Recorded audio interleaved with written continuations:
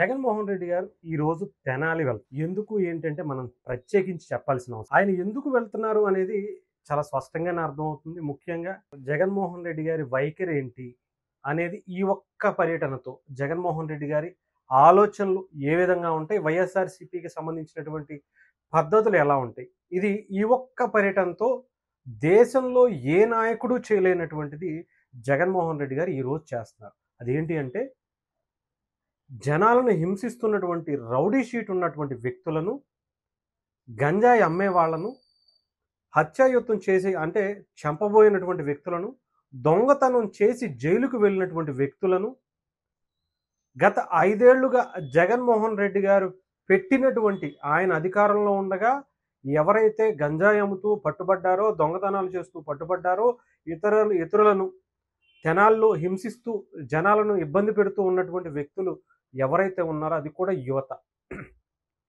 వాళ్ళని ఈరోజు జగన్మోహన్ రెడ్డి గారు కలవటానికి వెళుతున్నారు. ఈ ఒక్క పర్యటనతో జగన్మోహన్ రెడ్డి గారి మీద ఉన్నటువంటి ఏమాత్రం పాజిటివ్ అయినా కూడా మొత్తం పోయేటటువంటి పరిస్థితి ఉంటుంది. ఎందుకంటే రాష్ట్రంలో ఎంతో యువతని ఏ రకంగా పెడదారిన పట్టించారు అన్నదానికి ఈ ఒక్క ఉదాహరణే చాలా క్లారిటీగా కనిపిస్తుంది. జగన్మోహన్ రెడ్డి గారు రాష్ట్రాన్ని ఏం చేయదలుచుకున్నారు, ఎలాంటి వ్యక్తులుగా యువతను తయారు చేయదలుచుకున్నారు ఈ ఒక్క పర్యటనతోనే అర్థం. వివరాల్లోకి వెళ్తే మనందరికీ తెలుసు, అక్కడ కొంతమంది ఒక ముగ్గురు వ్యక్తులు ఒక కానిస్టేబుల్ని చంపబోయినట్టుగా, తన మీద హత్యాయుతం చేయబోయినట్టుగా అతను కేసుకు అంటే ఒక దళిత మహిళకి సంబంధించినటువంటి భర్త, అతను బీసీగా కానిస్టేబుల్గా పనిచేస్తున్నటువంటి వ్యక్తి అతను విధులకు హాజరవుతున్న టైంలో అతని మీద దాడి చేసి అత్యంత కిరాతకంగా చంపైపోయారని చెప్పి కేసు అయితే వచ్చింది. దాని మీద మనందరికీ తెలుసు, అతన్ని కొట్టబోతున్నటువంటి పోలీసులు కొంచెం ట్రీట్మెంట్ ఇచ్చినటువంటి విధానం. అలా ఎవరు చేయకుండా ఉండాలి అంటే బహిరంగంగా వీళ్ళకి ఒక బలమైనటువంటి శిక్ష వేయాలనే ఉద్దేశంతో చేసినటువంటిది. ఎందుకంటే ఇది మన ఇండియాలో చాలా అవసరమనే అనుకోవాలి. ఇతర దేశాల్లో ఇవి తరచుగా జరుగుతుండే, ముఖ్యంగా సింగపూర్ లాంటి దేశాల్లో ఇవి ఎక్కువగా ఇలాంటివి ఎవరినన్నా ఆడపిల్లని ఏడిపించినా లేదా ఇంకొకటి ఏడిపించినా కానీ పర్ఫెక్ట్గా ఒక టీం ఉంటుంది.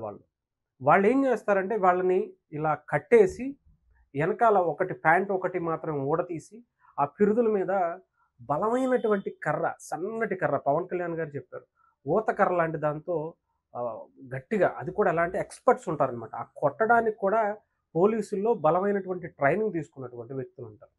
అలా కొట్టడాన్ని వాళ్ళు తీస్తారు. ఇది మన ఇండియాలో లేకపోవడం దీని మీద చాలా, అంటే మనకేంటంటే ఎంత చేంజ్ చేసినా సరే జగన్మోహన్ రెడ్డి గారి లాగా కొంతమంది అలాంటి వాళ్ళకి కూడా సపోర్ట్ చేసేటువంటి వ్యక్తులు ఉంటారు. అంటే నేరానికి కూడా కులాన్ని మతాన్ని చూసేటువంటి వ్యక్తులు మన జగన్మోహన్ రెడ్డి గారి వ్యక్తులు లాంటి వాళ్ళు ఉంటారు. కాబట్టి మన దేశంలో రావటానికి కష్టం అవుతుంది. కానీ ఏదేమైనా కానీ ఈ ఒక్క పర్యటనతో జగన్మోహన్ రెడ్డి గారి ఆలోచనలు ఏ విధంగా ఉంటాయి అనేది చాలా స్పష్టంగానే అర్థమవుతుంది. ఆలోచనలు ఎలా ఉంటాయి అనేది ఆలోచించండి. ఇకపోతే జగన్మోహన్ రెడ్డి గారి ఆలోచనలు కూడా అలాగే ఉన్నట్టుగా మనం చూసుకోవాలి. ఇకపోతే దీంట్లో వీళ్ళందరూ కూడా చేబ్రోలు జాన్ విక్టర్ 25 సంవత్సరాలు, తనకి రౌడీ షీట్ ఉంది, 9 కేసులు అతని మీద ఇప్పటికీ రన్నింగ్లో ఉన్నాయి. రాకేష్ 25 సంవత్సరాలు, రౌడీ షీట్ ఉంది, 8 కేసులు అతని మీద ఉన్నాయి. ఇవన్నీ కూడా ఈ 8, 9 కేసులు అన్నీ కూడా గంజాయి అమ్ముతున్నట్టుగా, గంజాయి అమ్ముతూ రెడ్ హ్యాండెడ్గా పట్టుకోవటం, అంతేకాకుండా దొంగతనాలు, దొమ్మి కేసులు, ఇష్టం వచ్చినట్టు వాళ్ళ మీద వీళ్ళ మీద కొట్టినటువంటి సందర్భాలు, చంపబోయినటువంటి సందర్భాలు, ఇవన్నీ కూడా హత్యాయుతం కేసులు లాంటివి అనుకోవచ్చు. ఇలాగే అనిల్ కుమార్ ఇతని పేరు కూడా లాస్ట్లో అలియాస్ కిల్లర్. అంటే అతను ఎలా ప్రొజెక్ట్ చేసుకుంటున్నాడో చూడండి. కిల్లర్ అనే పిలుస్తారట, కిల్లర్ అనే పిలవాలట అతను. అంటే అతను స్వతహాగా నరాల్లో నింపేసుకుని ఉన్నాడు ఈ ఒక, అంటే ఆ రౌడీ తత్వాన్ని కావచ్చు. అతని మీద కూడా రౌడీ షీట్ ఉంది, 26 సంవత్సరాలు అతనికి, దాదాపు 11 కేసులు అతని మీద ఉన్నాయి. ఇంకా అతను రోడ్డు మీద ఇంకా మొన్న జరిగినటువంటి ఏదైతే కానిస్టేబుల్కి సంబంధించినటువంటి హత్యాయుతం కేసులో కూడా అతను ప్రధాన నిందితుడిగా ఉన్నాడు. ఇంకా అంటే వీళ్ళు ఏ కులానికైనా చెందిన వాళ్ళు కావచ్చు, ఏ మతానికి చెందిన వాళ్ళైనా కావచ్చు, కానీ నేరాలు చేసేటప్పుడు వాళ్ళకి ఆ నేర చరిత్ర ఉన్నప్పుడు దానికి కులం అంటగట్టడం ఎంతవరకు కరెక్ట్? ఇది దీంట్లో అన్ని క్యాస్ట్ల వాళ్ళు గతంలో కూడా వేరే చోట చాలామంది ఉంటారు. ఇకపోతే ఇంకొక అద్భుతమైనటువంటి విషయం ఏంటంటే, ఇతని మీద 2018 నుంచి ఇప్పటి వరకు కంటిన్యూగా కేసులు వస్తానే ఉన్నాయి. వాళ్ళని హెచ్చరిస్తానే ఉన్నారు. జైలుకు వెళ్తున్నారు, బెయిల్ మీద బయటకు వస్తున్నారు. మళ్ళీ ఎవరో ఒకరిని కొట్టడం, దొంగతనాలు చేయటం, మళ్ళీ తిరిగి జైలుకి వెళ్ళడం ఇలాంటివి జరుగుతూనే ఉన్నాయి. ఇకపోతే ఇతని మీద కేసులు ఎక్కువగా పెట్టింది కూడా వైఎస్ఆర్‌సీపీలోనే. గంజాయి, ముఖ్యంగా గంజాయి కేసులన్నీ కూడా వైఎస్ఆర్‌సీపీ హయాంలోనే పెట్టింది. అంటే జగన్మోహన్ రెడ్డి గారి అధికారంలో ఉన్నప్పుడే, వాళ్ళ పార్టీ అధికారంలో ఉన్నప్పుడు, ఆయన సీఎంగా ఉన్నప్పుడే లా అండ్ ఆర్డర్ మీద ఎంత దారుణమైనటువంటి పరిస్థితులు ఉన్నాయో మీరు ఆలోచించండి.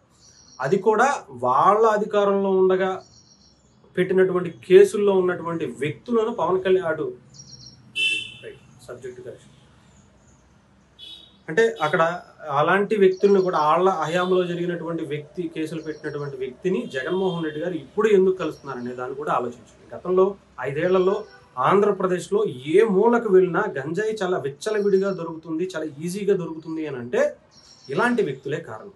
దానికి జగన్మోహన్ రెడ్డి గారు 100% వాళ్ళ వెనక ఉన్నారు అనే ఉద్దేశమే కావచ్చు. అలాంటి వాళ్ళని కాపాడుకోవాలనే ఉద్దేశంతో జగన్మోహన్ రెడ్డి గారు ఈరోజు తెనాల్లో అడుగు పెడుతున్నట్టుగా కనిపిస్తుంది చాలామందికి.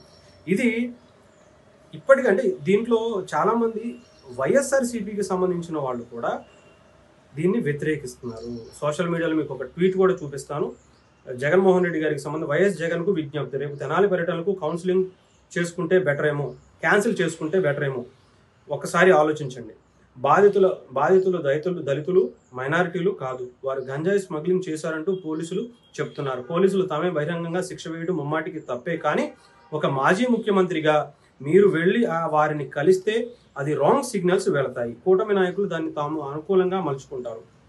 4న తలపెట్టిన వెన్నుపోటు దినం ఈ చర్చతో డైవర్ట్ అయిపోతుంది, దయచేసి ఆపేయండి అని చెప్పబోతున్నారు. అయినా కూడా జగన్మోహన్ రెడ్డి గారు వెళుతున్నారు అంటే ఆయనకి రాష్ట్రంలో రావణ కాష్టం సృష్టించడానికి ఆయనకి ఎంత అవకాశం ఉంటే అంతవరకు ఆయన వాళ్ళందరినీ హక్కున చేర్చుకుంటాడు. రౌడీలని, గుండాలని, గంజాయి బ్యాచ్ని, అలాంటి ఎంతమంది అయితే ఉంటారో వాళ్ళందరికీ ఒక బలమైన నాయకుడిగా మనం గతంలో చూసాం. ఒక సినిమాలో, సూర్య గారి సినిమా అనుకుంటా, విజయ్ ఏదో ఉంటుంది, అలాంటి అంటే ఒక రౌడీలందరికీ ఒక నాయకుడిగా ఆయన వస్తూ ఉంటాడు. ఆ టైప్లో కనిపిస్తూ ఉంటారు. సో అంటే అలాంటి నాయకుడిగా ఇప్పుడు జగన్మోహన్ రెడ్డి గారు ఎదగాలనుకుంటున్నట్టుగా అయితే నాకు కనిపిస్తూ ఉంటారు.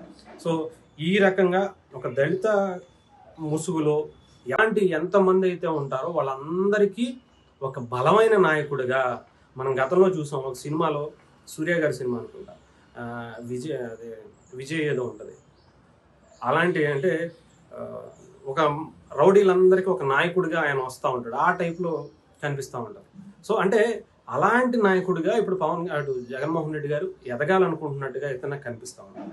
సో ఈ రకంగా ఒక దళిత ముసుగులో ఎవరు ఏం చేసినా చెల్లుతుంది అనుకుంటే అది తప్పనే చెప్పాలి. అది దీనికి సంబంధించినటువంటి దళిత నాయకులు కూడా చాలామంది మనకి రోడ్డెక్కి ఆయన పర్యటనని చాలా గట్టిగానే స్పందిస్తున్నటువంటి విషయం కూడా మనం చూసుకోవచ్చు. ఒకసారి మీకు అది కూడా వినిపించే ప్రయత్నం చేస్తాను. పక్కన కూడా వీడియో కూడా ప్లే అవుతుంది, ఒకసారి చూడండి. ఎందుకంటే దళితులు జగన్మోహన్ రెడ్డి గారి పర్యటనని ఎంతలా వ్యతిరేకిస్తున్నారు తెనాల్లో అనేది.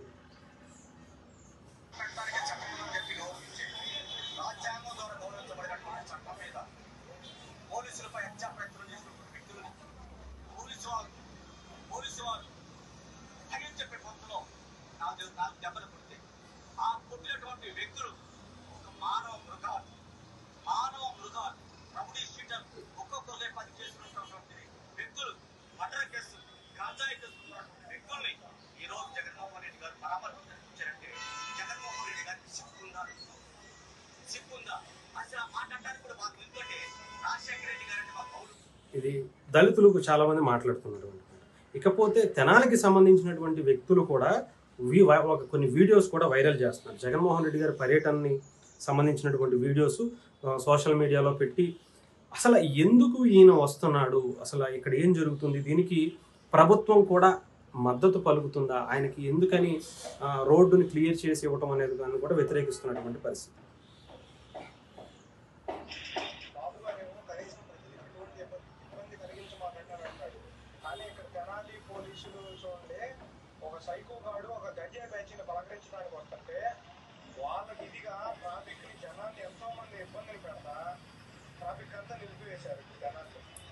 అంటే ఒక గంజాయి బ్యాచ్‌ని పరామర్శించడానికి, ఒక రౌడీ షీటర్‌ని పరామర్శించడానికి వస్తుంటే, దానికి ఆయనకి రోడ్డంతా క్లియర్ చేసి, ఆయనకి ప్రొటెక్ట్ కల్పించాల్సినటువంటి అవసరం ఏంటి అనేది కూడా తెనాలి ప్రజల వాదన. అంటే దీన్ని ఎంతలా తీవ్రంగా వ్యతిరేకిస్తున్నారు అంటే మనం చెప్పాల్సిన అవసరం లేదు. ఇతని మీద అసలు ఒక్కొక్క నవీన్‌కి సంబంధించినటువంటి కేసులు కావచ్చు, ఇవన్నీ కూడా దొంగతనం చేస్తూ పట్టుబడినటువంటి కేసులు, సీసీ కెమెరాలో రికార్డ్ అయినటువంటి ఫుటేజ్‌లు ఇవన్నీ కూడా బయటకు కనిపిస్తున్నాయి. అంటే ఇలా స్పష్టంగా చాలా క్లియర్‌గా వీళ్ళ ముగ్గురు కూడా నేర చరిత్ర ఉన్నటువంటి దారుణమైనటువంటి మెంటాలిటీ కలిగినటువంటి వ్యక్తులుగా మనం చూస్తున్నాం. చాలా క్లియర్‌గా అర్థమవుతుంది. అయినా కూడా ఇలాంటి వ్యక్తులని జగన్మోహన్ రెడ్డి గారు కలవాలి అని వాళ్ళ పార్టీలో కొంతమంది వ్యక్తులు వ్యతిరేకిస్తున్నా కూడా కలవాలి అనుకుంటున్నారంటే ఆయన మెంటాలిటీ ఏంటనేది ఆలోచించండి. ఆయన ఒక బలమైనటువంటి ఏ దశగా వెళుతున్నారు, ఇలాంటి వాళ్ళందరినీ హక్కున చేర్చుకుని రాష్ట్రాన్ని ఏం చేద్దాం అనుకుంటున్నారు, ఇలాంటి ఆలోచనలు కలిగినటువంటి వ్యక్తుల్ని ఇంకా పెంచి పోషించి వీళ్ళని సమాజంలో ఎలా వదిలేద్దామని అనుకుంటున్నారు. ఆయన అధికారంలోకి వస్తే వీళ్ళందరికీ మరి ఏమన్నా అవార్డులు ఇచ్చి, వాళ్ళకి ఏమన్నా మంచి పదవులు ఇచ్చి ఇంకా ఏమన్నా చేస్తారేమో. డెఫినెట్గా అవకాశాలు అయితే కనిపిస్తున్నాయి. ఎందుకంటే జగన్మోహన్ రెడ్డి గారికి సంబంధించినటువంటి చరిత్ర అక్కడి నుంచే మొదలవుతుంది, అక్కడికే ఎండ్ అయిపోయే పరిస్థితి కూడా ఉంది. నిజంగా చెప్తున్నాను కదా, ఈ ఒక్క దెబ్బతో జగన్మోహన్ రెడ్డి గారికి రాజకీయ భవిష్యత్తు నాశనం అయిపోవాలి. లేకపోతే గనక రాష్ట్రం ఏమైపోతుందో చెప్పాల్సిన పని లేదు. చాలా స్పష్టంగా జగన్మోహన్ రెడ్డి గారు ఆయన చర్యలతో ఆయన వెళుతున్నటువంటి బాట చాలా క్లియర్గా ప్రజలకైతే అర్థమవుతుంది. దాన్ని ప్రజలు కొంతమంది ఎవరైతే మొన్న కూడా 40% ఓట్లు ఆయనకి వేశారని చెప్పి ఆయన సంకలు గుద్దుకుంటున్నాడో దానికి సంబంధించి, లేకపోతే ఇదేం ట్రెండ్ అండి. ఒక నేర చరిత్ర కలిగినటువంటి వ్యక్తులను మీరు గతంలో కూడా చేశారు. ఎమ్మెల్సీగా ఉన్నటువంటి ఒక వ్యక్తిని హత్య చేసి డోర్ డెలివరీ చేసినటువంటి వ్యక్తిని కూడా మీరు ఒక బహిరంగ సభకి పిలిపించుకుని వాళ్ళ మీద భుజాన చేయి వేసి ఆయనకి ప్రొటెక్ట్ కల్పించాల్సినటువంటి అవసరం ఏంటి అనేది కూడా తెనాలి ప్రజల వాదన. అంటే దీన్ని ఎంతలా తీవ్రంగా వ్యతిరేకిస్తున్నారు అంటే మనం చెప్పాల్సిన అవసరం లేదు. ఇతని మీద అసలు ఒక్కొక్క నవీన్‌కి సంబంధించినటువంటి కేసులు కావచ్చు, ఇవన్నీ కూడా దొంగతనం చేస్తూ పట్టుబడినటువంటి కేసులు, సీసీ కెమెరాలో రికార్డ్ అయినటువంటి ఫుటేజ్‌లు ఇవన్నీ కూడా బయటకు కనిపిస్తున్నాయి. అంటే ఇలా స్పష్టంగా చాలా క్లియర్‌గా వీళ్ళ ముగ్గురు కూడా నేర చరిత్ర ఉన్నటువంటి దారుణమైనటువంటి మెంటాలిటీ కలిగినటువంటి వ్యక్తులుగా మనం చూస్తున్నాం. చాలా క్లియర్‌గా అర్థమవుతుంది. అయినా కూడా ఇలాంటి వ్యక్తులని జగన్మోహన్ రెడ్డి గారు కలవాలి అని వాళ్ళ పార్టీలో కొంతమంది వ్యక్తులు వ్యతిరేకిస్తున్నా కూడా కలవాలి అనుకుంటున్నారంటే ఆయన మెంటాలిటీ ఏంటనేది ఆలోచించండి. ఆయన ఒక బలమైనటువంటి ఏ దశగా వెళుతున్నారు, ఇలాంటి వాళ్ళందరినీ హక్కున చేర్చుకుని రాష్ట్రాన్ని ఏం చేద్దాం అనుకుంటున్నారు, ఇలాంటి ఆలోచనలు కలిగినటువంటి వ్యక్తుల్ని ఇంకా పెంచి పోషించి వీళ్ళని సమాజంలో ఎలా వదిలేద్దామని అనుకుంటున్నారు. ఆయన అధికారంలోకి వస్తే వీళ్ళందరికీ మరి ఏమన్నా అవార్డులు ఇచ్చి, వాళ్ళకి ఏమన్నా మంచి పదవులు ఇచ్చి ఇంకా ఏమన్నా చేస్తారేమో.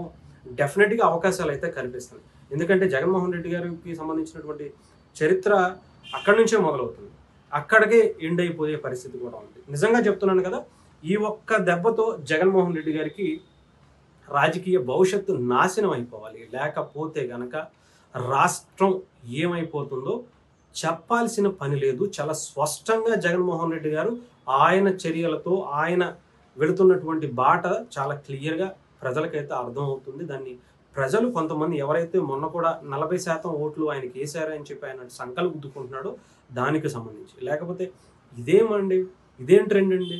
ఒక నేర చరిత్ర కలిగినటువంటి వ్యక్తులను మీరు గతంలో కూడా చేశారు. ఎమ్మెల్సీగా ఉన్నటువంటి ఒక వ్యక్తిని హత్య చేసి డోర్ డెలివరీ చేసినటువంటి వ్యక్తిని కూడా మీరు ఒక బహిరంగ సభకి పిలిపించుకుని వాళ్ళ మీద భుజాన చేయి వేసి మీరు అతనికి స్వాగతానికి సంబంధించినటువంటి ఏర్పాట్లకి పర్మిషన్లు ఇచ్చినటువంటి మీరు ఎలాంటి ఆలోచనలు కలుగుతాయో మీరే ఆలోచించుకోవాలి.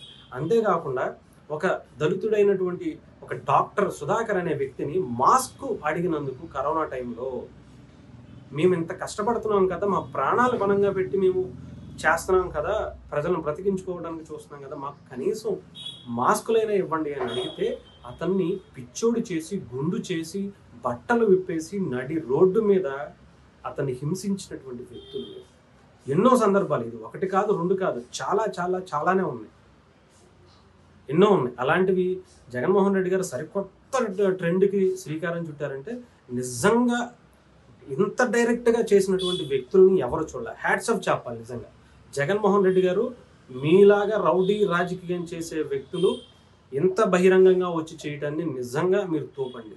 మీరేమైనా అనుకోండి, ఇలాంటి వ్యక్తిని ఆపకపోతే రాష్ట్రం నాశనం అయిపోవటం ఖాయం. ఇలాంటి రౌడీ షీటర్లు, ఇలాంటి ఆలోచనలు కలిగినటువంటి యువతని జగన్మోహన్ రెడ్డి గారు ఏ దారిలో తీసుకువెళ్దాం అనుకుంటున్నారనే దానికి కూడా మీకు హ్యాట్స్ ఆఫ్.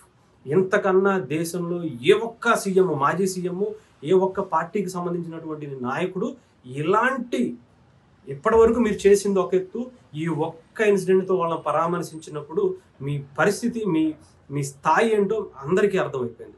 డెఫినెట్గా ఈ ఒక్క చర్యతో జగన్మోహన్ రెడ్డి గారు ఎక్కడికో వెళ్ళిపోయాడు.